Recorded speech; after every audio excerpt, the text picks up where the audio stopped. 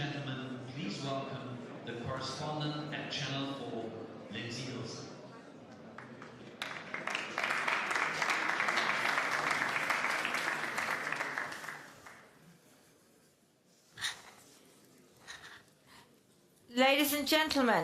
Señoras y señores, muchas gracias por acudir a esta sesión sobre la guerra devastadora en Sudán desde hace 3 años.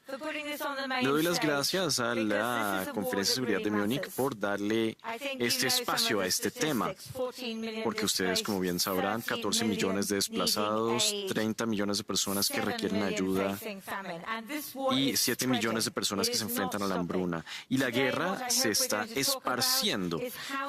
Entonces, el tema de hoy, cómo alcanzar la paz. La ayuda humanitaria es muy importante, sí, pero tenemos que frenar la guerra.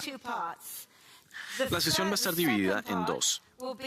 La segunda parte involucrará al enviado del presidente Trump para que hable acerca de esta cuestión.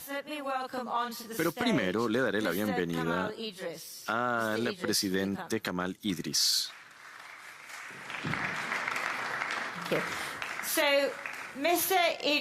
Señor Idris, el señor Idris fue señalado y asignado a la posición de primer ministro por las fuerzas transicionales. Ahora, no todos los países del mundo reconocen al presidente Idris como primer ministro, pero aún así él desempeña un papel fundamental en todos los procesos de paz que lo involucran. Con lo cual, muchas gracias por estar aquí.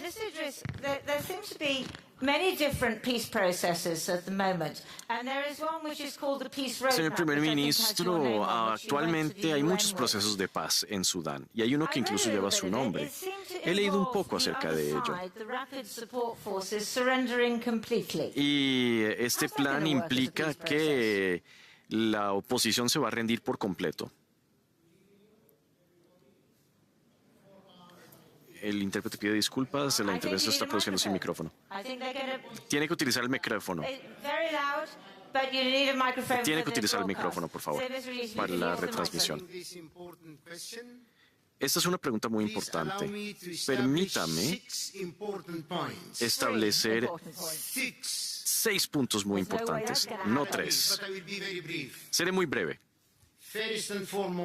En primer lugar, señoras y señores, Sudán es un país con una historia muy larga, una nación y una civilización muy antigua. Entonces, eso es obvio, todos lo sabemos. En segundo lugar,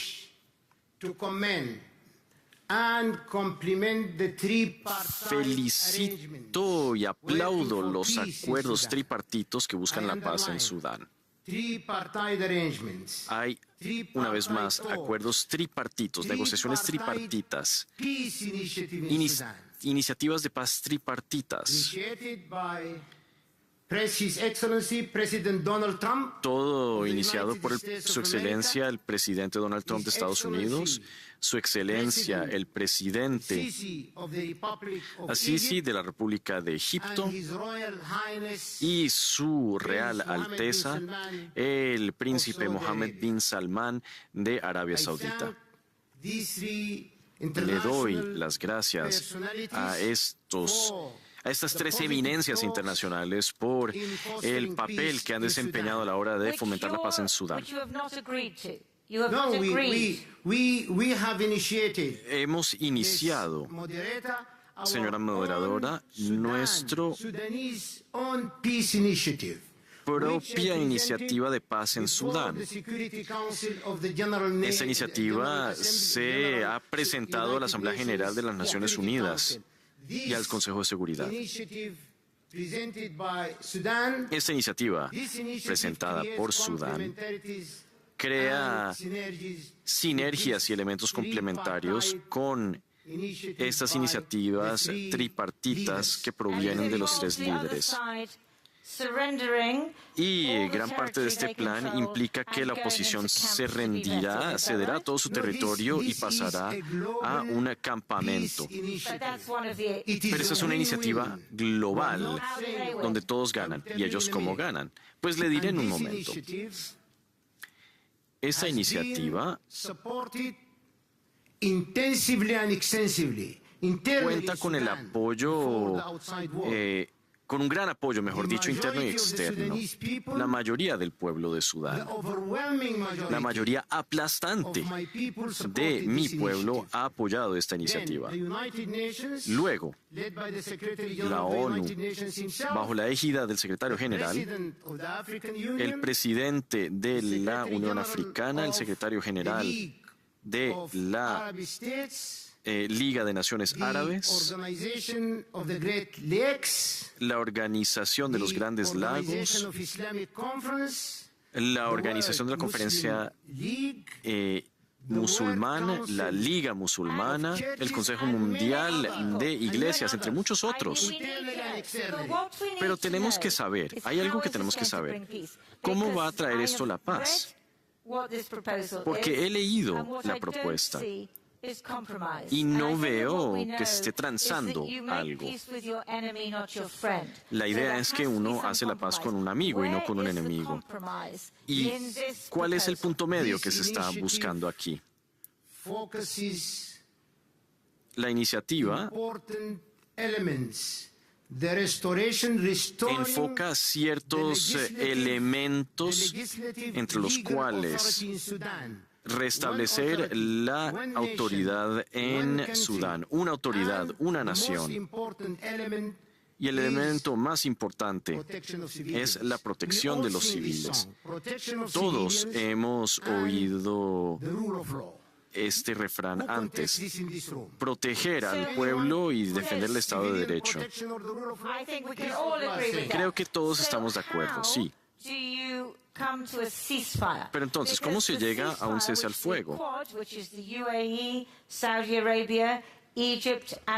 Porque el grupo de 4 estados, Estados Unidos, Arabia Saudita, Emiratos Árabes Unidos y Egipto, están intentando lograr la paz y la oposición no ha acordado un cese al fuego. No hay un comentario formal al respecto y reitero,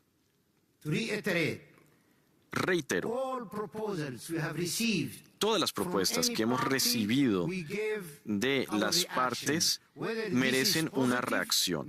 Esta puede ser una reacción positiva o negativa, pero siempre proporcionamos comentarios a todo. Hasta ahora hemos tenido charlas muy serias con estos países, a nivel individual y a nivel colectivo. No voy a hablar acerca de los 4 poderes, entonces no habrá cese al fuego aún. No hay un acuerdo establecido. Y si ustedes creen que de cualquier país o de cualquier autoridad se ha recibido una propuesta que ha sido considerada por el pueblo de Sudán,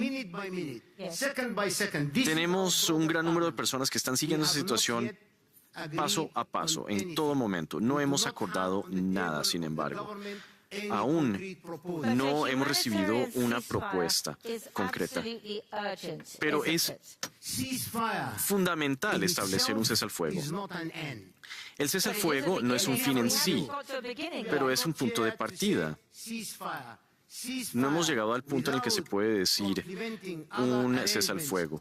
Un cese al fuego tiene que complementar el principio del DDR. Pero un cese al fuego no es un fin, es un punto de partida. Pero todas estas iniciativas, todo esto tiene que ir de la mano. Pero hay que empezar en algún lugar. Primero se establece un cese al fuego. Y sí, todo lo demás es muy importante, pero hay que empezar con los ceses al fuego. no son el fin. ¿Qué presidente en Sudán o en África ha logrado establecer un cese al fuego como un fin en sí sin que se haya llevado a otra guerra? Eso no ha sucedido. La reubicación de las milicias, y estas no son milicias a propósito, son mercenarios. Y algunos de ustedes habrán visto la declaración que envié al primer ministro de Colombia. La mayoría de estos soldados son mercenarios. Lo veo desde Colombia, de Ucrania, otros países. No son soldados. ¿Y qué pasa con los Emiratos Árabes Unidos? Los Emiratos tienen que llegar a un acuerdo y tienen que detener toda asistencia o ayuda que se está enviando a esos mercenarios. Una vez suceda esto, podremos tener una conversación productiva incluso con ellos. Pero tal y como están las cosas ahora, tenemos pruebas contundentes, comprobadas por organizaciones confiables y otras universidades prestigiosas en Estados Unidos que confirman lo que digo. No es Kamil Idris quien dice esto. Corresponde a Emiratos Árabes Unidos detener todo esto. Voy a pasar al público, porque pronto nos obligarán a dejar el escenario. ¿Preguntas? ¿Solo me va a dar estos pocos minutos? No soy yo, es la conferencia. ¿Alguien tiene una pregunta? They're bringing you a microphone, sir. Sí, señor, le están entregando un micrófono. Have you talked to the Rapid Support Forces, your enemy? Ustedes han... Esta fuerza, las fuerzas de apoyo rápido. Usted dice que las fuerzas de apoyo rápido ya no existen. La organización actual es una combinación de milicias y mercenarios. La mayoría de quienes están luchando son mercenarios, tal y como lo dije. Vienen de Colombia, de Ucrania y de muchos otros países. Entonces, ¿con quién se va a hacer la paz? Los informes lo han establecido. No es Sudán quienes afirman esto. Pero entonces, ¿con quién se hace la paz? Hay pruebas contundentes, más allá de cualquier posibilidad de dudarlo. Entonces, ¿con quién se hace la paz? Usted niega la existencia de su enemigo. No estamos negando la existencia del enemigo, estamos diciendo que las personas que están luchando ahora mismo son mercenarios, prohibidos por el derecho internacional. Señoras y señores, óiganme, escúchenme con cuidado. Con arreglo a la Carta de las Naciones Unidas y los principios básicos del derecho internacional, no podemos contradecirnos. ¿Con quién está luchando Sudán ahora mismo? Los mercenarios. ¿Pero qué sucederá mañana? Posiblemente será con otros países en el Cuerno de África. Y esto es una amenaza a la paz a nivel internacional. Entonces, esta guerra es una amenaza directa. ¿Otras preguntas? Para el señor Kamil Idris. ¿De alguien más?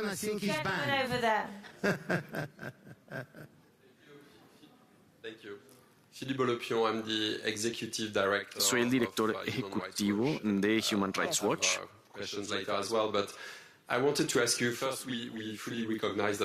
Tengo una pregunta. Sí, reconocemos que las fuerzas de apoyo rápido han cometido vejaciones graves. Y también, por favor, sea breve. También hay pruebas que indican que Emiratos Árabes Unidos apoya las fuerzas de apoyo rápido, pero a sus fuerzas también se les ha acusado de violaciones graves. Entonces, ¿qué está haciendo usted para luchar contra esta lacra, para que sus tropas no cometan vejaciones. Estos no son crímenes sencillos, son crímenes de guerra cometidos por las fuerzas de Sudán, crímenes de lesa humanidad, atrocidades más allá de cualquier descripción posible. Y eso lo ha corroborado varios informes. ¿Y qué estamos haciendo nosotros? Defendiéndonos. Es un ejército. Con arreglo a la Constitución, ellos tienen la obligación de defender a Sudán y al pueblo de Sudán. Entonces, esta no es una guerra tradicional en la que hay fuerzas que nos atacan.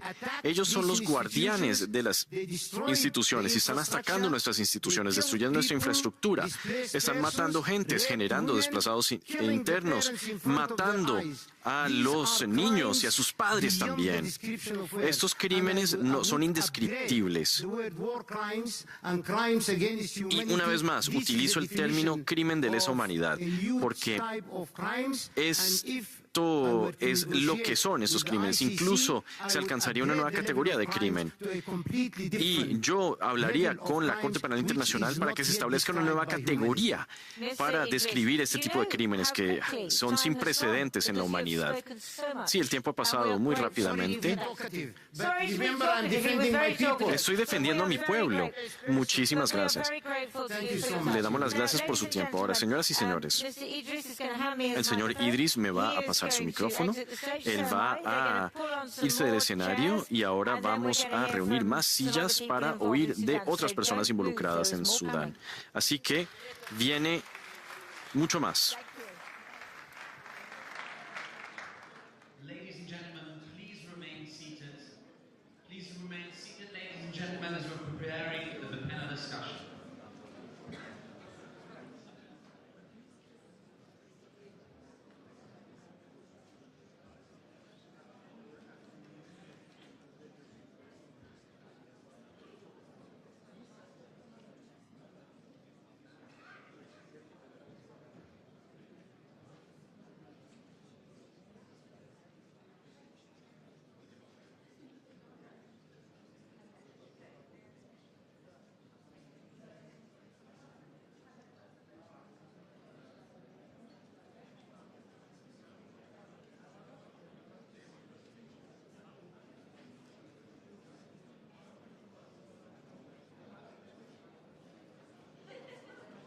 Ladies and gentlemen, please remain seated. We will continue